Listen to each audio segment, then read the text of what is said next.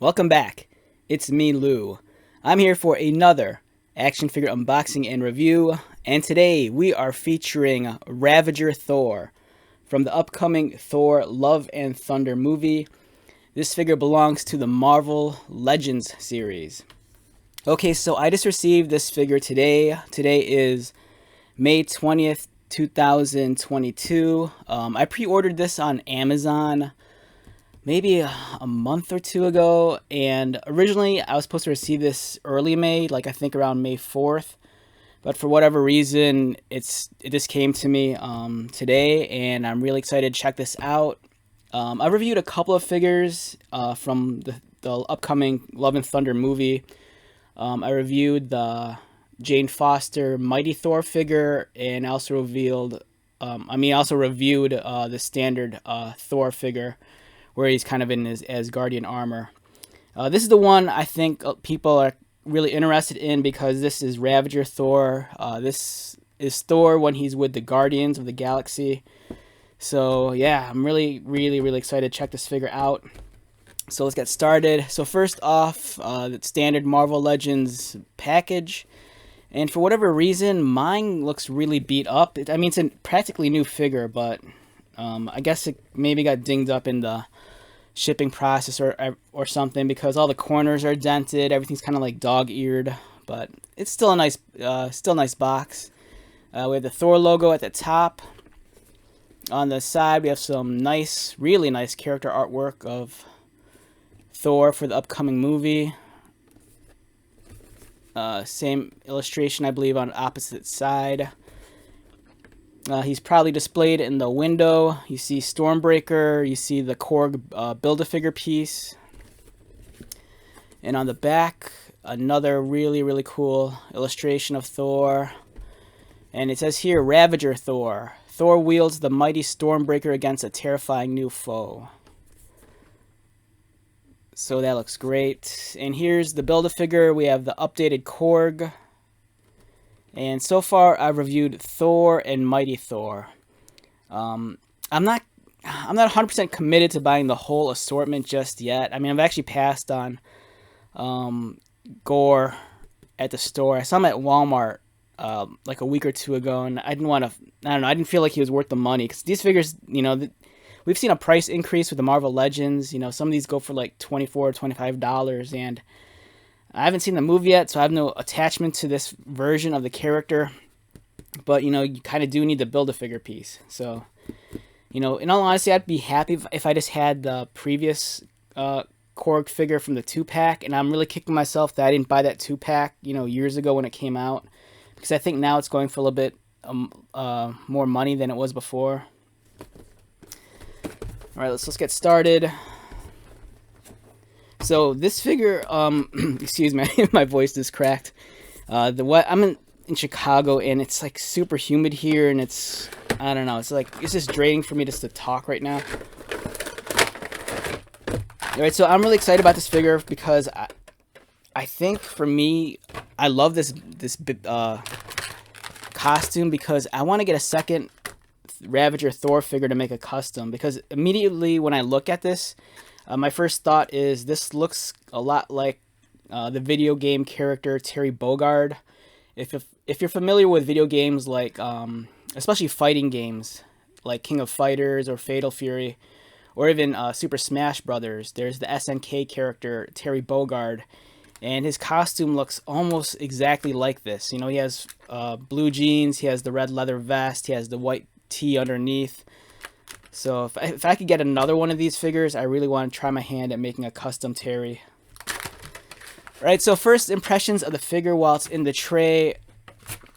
It looks great. I do have an issue, though, to be honest, with the black paint they use on his on the lapel of his jacket right here. They're using like a glossier paint, so it's a much more shinier finish. And depending on the lighting that this figure is displayed at, in some ways it almost makes this look like generic, or like almost like amateurish.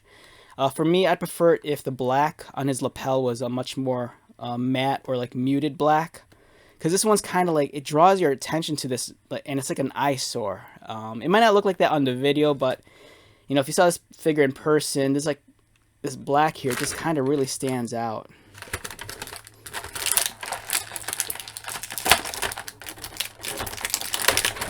We have Stormbreaker. I believe this might be the same one that we've had before with previous figures. It does bother me that the plastic used for this, it's a little bit too soft. So, you know, depending on where you're at in the world, you know, if you live somewhere where it gets very hot, you know, it's possible, you know, at some point in time, Stormbreaker might start looking a little bit limp, you know, because it kind of flexes too much. You know, I wish they kind of used a slightly harder rubbery plastic, but it is what it is. The detailing's nice on it. It looks great. I love the kind of like metallic finish on the blade and the hammer. And then the Groot arm, the detail looks, you know, fantastic as always. The sculpting's well done. Let's get this into focus. My camera does not want to focus. Alright, enough about that. Here's the Build-A-Figure piece for Korg. We're getting the... Which arm is this? We're getting his left arm.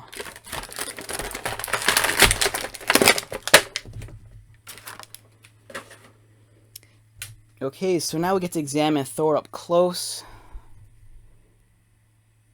Alright, so here is Thor in the likeness of actor Chris Hemsworth. The sculpting does not disappoint. The hair looks amazing. It's cool that, you know, Ravager Thor, the figure has the braids in the hair, and it's really well done.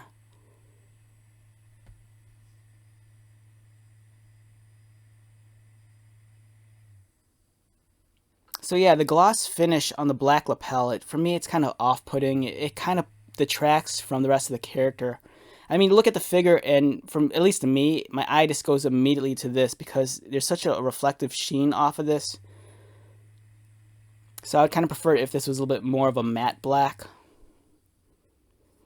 The detail on the shirt looks great. I'm sure this probably has some sort of like symbolism or meaning. It's kind of reminiscent of like Star-Lord from the Guardians movies, how he always kind of had like those kind of cool t-shirts with a kind of like wacky sci-fi graphic design. You know, this one kind of like embodies that, but it almost looks like a tree, and it looks kind of more Asgardian with the iconography. Likewise, he has a pretty neat looking belt buckle, as you can see right there.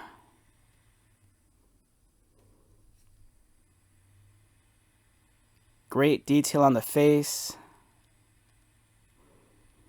Here's a profile view of his upper torso.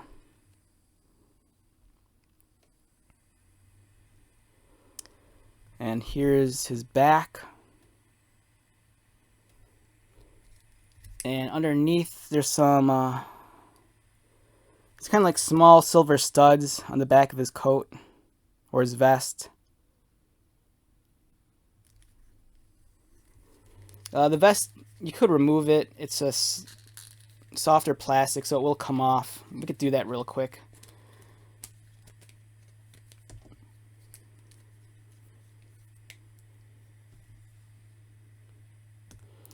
So here's Thor without the vest.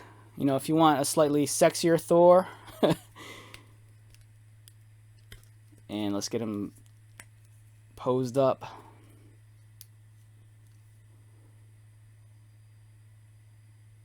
So one thing I really do like about this version of Thor, so I want to say these arms might be new. And the reason why I'm saying that is because they're pinless. So if you're a customizer and you want a new set of like bare arms that don't have the pins, this could be a great option. The pinless look looks fantastic, especially for like, you know, the flesh toned arms. So if you're making a new custom of like, I don't know, maybe Wolverine or the Punisher or something, and you just need sleeveless arms, this would be a great option. You know, it's a much cleaner look without the pins being exposed. And then we come to his blue jeans. There's a nice micro texture on the jeans, which look nice. The The trim lines are well sculpted, as are like the stitching. Yeah, so nice detailing there. His legs, he has boots with traditional Thor boot wraps. The bandages around his legs. It looks really cool. Again, if you're a customizer, I think these boots would be great for other, designs. Like, for example, let's say you're making a G.I. Joe classified custom and you want to make like a new Zartan or a Dreadnought, you can easily just use one of these boots because I think it looks really cool. Or, if you want to take your customizing game up like a higher level, if you want to try making like a Mad Max figure or like something out of like the Road Warrior, these boots would look great for that also. So yeah, so aesthetically, I think this looks like a fantastic figure. It makes me want to see the movie even more so. But now let's talk about the articulation, and we're going to put his jacket back on for that.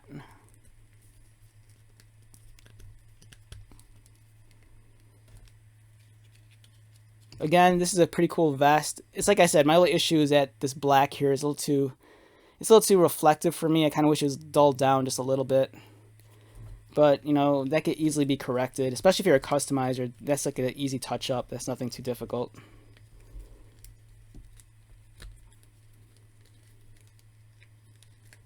And as you can see, his vest goes back on pretty easily. It's a very flexible material. And let's take a look at his articulation. So Thor, his head rotates left and right. Does he look down?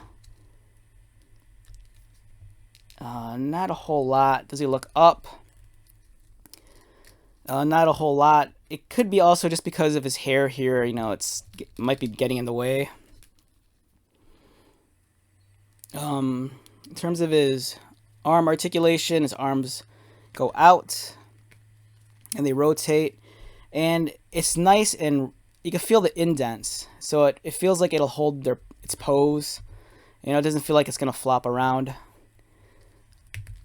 He has a bicep swivel, pinless double jointed elbows, and his wrists are articulated in the standard fare. Torso wise, there's a cut a little bit below the breast line, so he could ab crunch forward about this much. He could crunch, or he could arch back like about that. Does he have a waist swivel? He has a waist swivel. Legs kick up about there, and then they kick out. Thigh cut right there. Again, pinless knees, which looks really clean, double jointed, and then ankle articulation.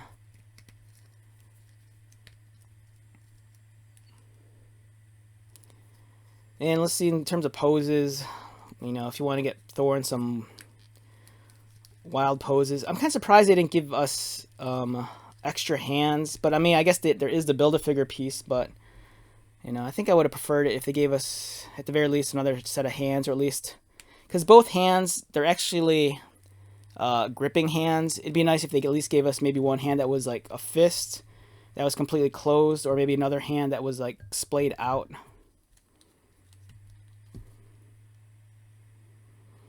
Right, so do you want Thor to have his hammer out or his axe? Let's pose him with his hammer.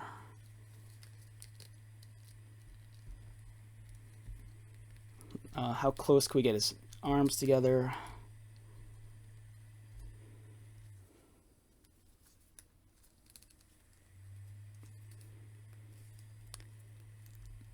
Alright, there's his ankles. His ankles are really tight, which is nice.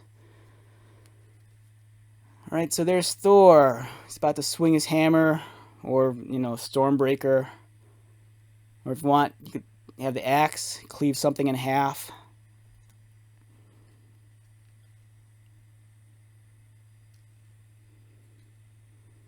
It's a really nice figure. I remember when, this costume design kind of leaked out, maybe like a year or two ago, people kind of assumed that this was going to be like Thunderstrike Thor, but I think it's not necessarily the case. I think it's more so just the fact that he's wearing a vest. And the reason why he's wearing a vest is because in real life, Chris Hemsworth has really, really swole arms, and you want to show them off. So I don't think the design was necessarily based off of Thunderstrike Thor. Yeah, that looks great. Great figure. Okay, since we're on the subject of Thor, unfortunately, I don't have the other Thor figure from this assortment with me. It's in the box somewhere in my house. I didn't have time to go dig it out. But I do have some of the other Thor figures from the previous lines, and we can at least compare it with that. You know, if you're curious about scale, or you know how this sizes up next to like some of the versions we got a few years ago.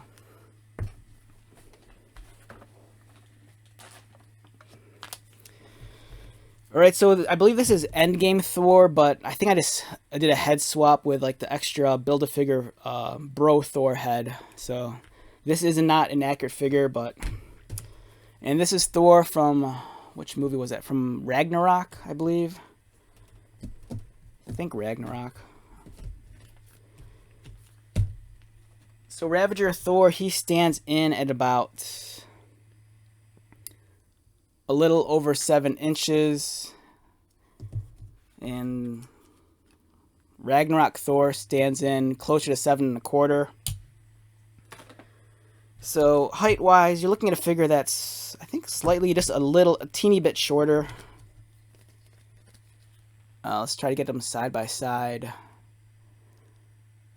Yeah, not by much. It's just a little bit. It's not going to bother you that much. Likeness comparison, this guy does seem a little bit bigger. His head looks larger.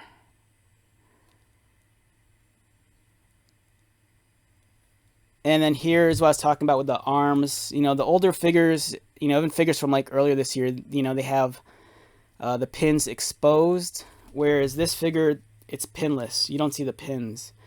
It's a detail that, you know, you kind of take for granted, you know, until you actually start seeing it. You know, it's a much cleaner design. And then here's Endgame Thor with the Bro Thor head.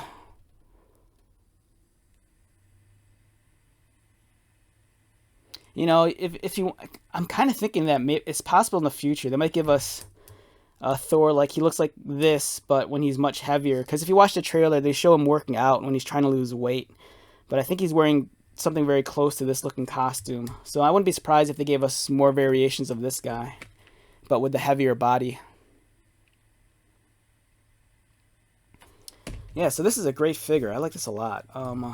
So on a scale of 1 to 10, for me, you know, I'm going to be a little bit generous and say it's anywhere between an 8.5 to maybe a 9. It does what it's supposed to do. It's Ravager Thor. He looks fantastic. And I'm trying to figure out how to get this cape back on. Fell off. Oh, there we go. There's a... I'll take care of this later. Alright, so yeah, this is a great figure. 8.5 to a 9. I don't think you'll be disappointed. I think this is one of the figures in the line that people really want.